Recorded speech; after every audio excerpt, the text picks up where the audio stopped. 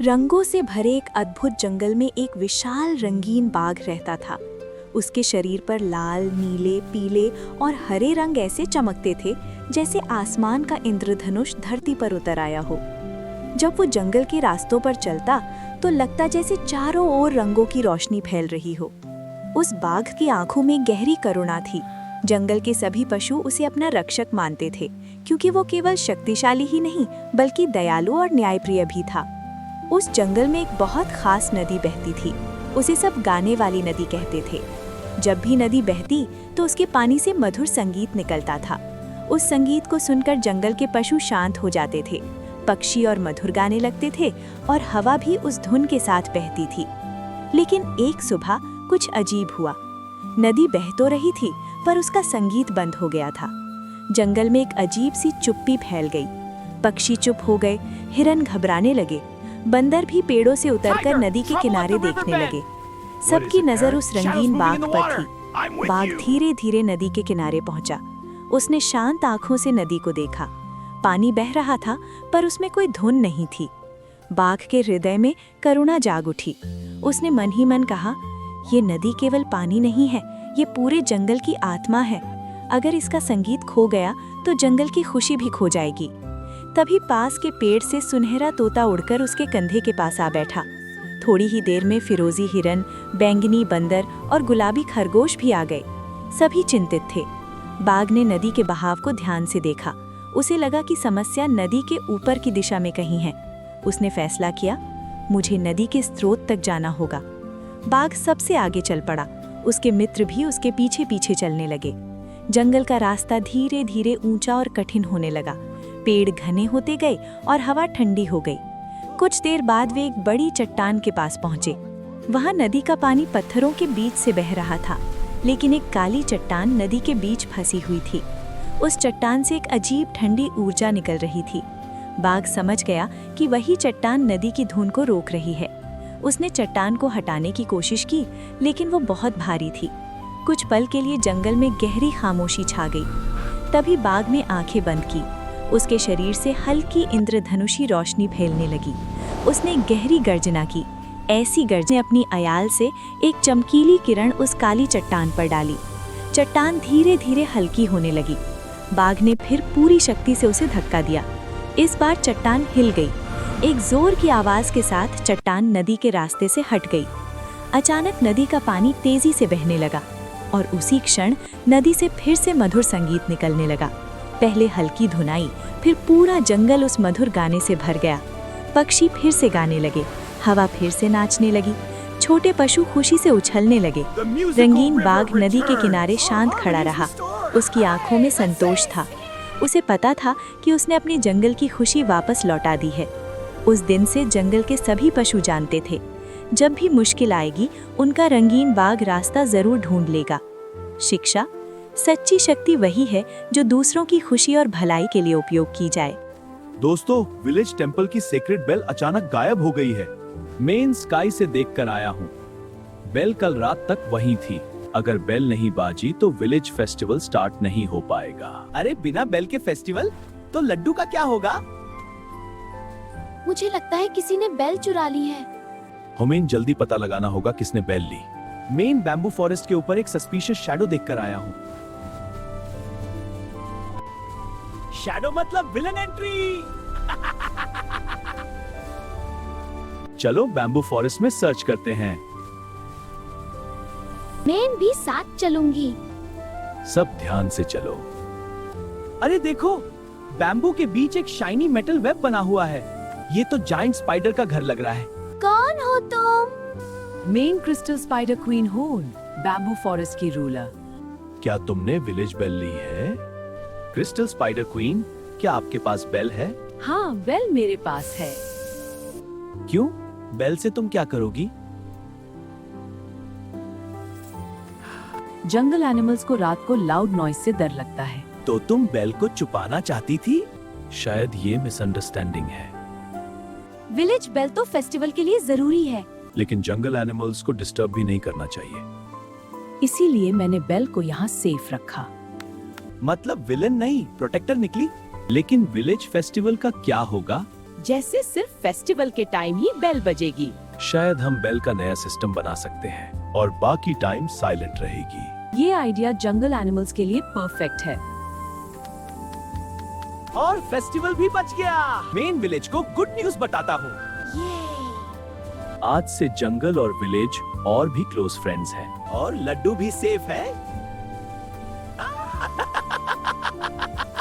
दोस्ती और समझ से हर प्रॉब्लम सॉल्व होती। तुम सबने जंगल और विलेज के बीच बैलेंस बना दी। आज का lesson, respect nature and everyone stage happy. दोस्तों, जंगल के बीच से किसी की आवाज आ रही है। हाँ रेनबो टाइगर, मैंने भी सुना जैसे कोई हेल्प बोल रहा हो।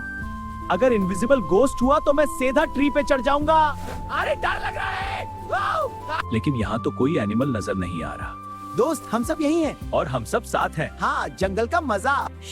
फिर से आवाज आई। प्लीज कोई मेरी मदद करो। कौन हो तुम? मेन जंगल का एंशिएंट टॉकिंग ट्री हूँ। अरे वाह, ट्री भी बोल सकता है। हाँ, मैं सब जानता हूँ। यहाँ तो जादू है। अगर ट्री बोल रहा है तो बनानास भी बोलने लगेंगे क्या? टॉकिंग ट्री जी, प्रॉब्लम क्या है? मेरी रूट्स के पास एक डार्क क्रिस्टल फंस गया। Dark crystal? शायद इसी वजह से ट्री वीक हो रहा है। अगर क्रिस्टल नहीं निकला तो पूरा जंगल स्लोली सूख जाएगा। ये सीरियस प्रॉब्लम है। मेन रूट्स के पास जंप करके चेक करता हूँ। Careful purple monkey. अरे, ये क्रिस्टल तो मूव ही नहीं हो रहा। शायद किसी ने जानबूझकर ये क्रिस्टल यहाँ रखा है। रुको, स्काई में एक बड़ा शैडो सर्कल बना रहा है। Villain alert. मैं शैडो बैट किंग हूँ।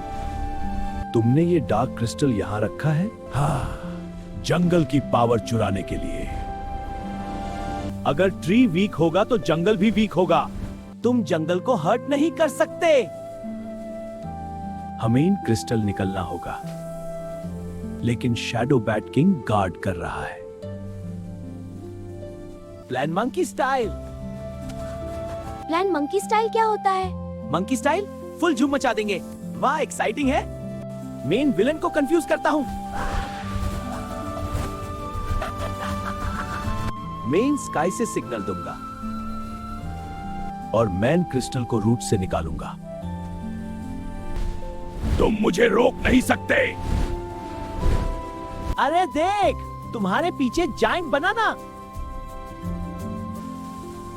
क्रिस्टल निकल गया। मुझे एनर्जी वापस मिल रही है। तुम सबने जंगल का बैलेंस बचाया है। जंगल फिर से ग्रीन हो रहा है।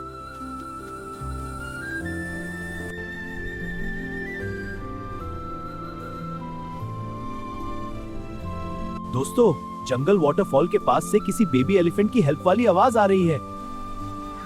मैं अभी ऊपर से देख कर आया हूँ। एक छोटा एलिफेंट केव के अंदर फंस गया है। ओह नो, हमें तुरंत उसे बचाना होगा। चलो जल्दी। केव के एंट्रेंस पर बड़े बड़े रॉक्स गिर गए हैं। अगर केव कोलैप्स हो गया तो सिचुएशन सीरियस हो जाएगी।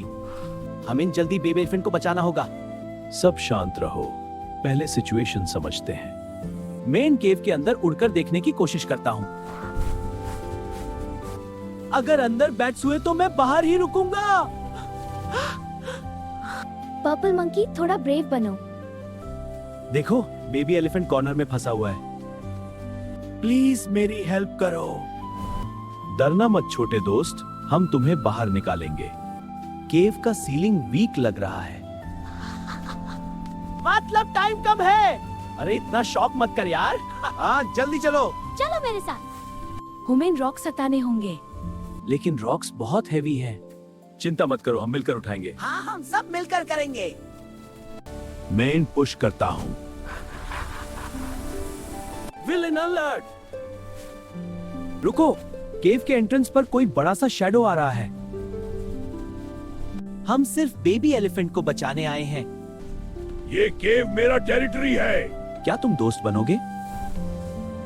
कोई भी केव के अंदर नहीं जा सकता, लेकिन एक लाइफ डेंजर में है। रूल्स तो रूल्स है।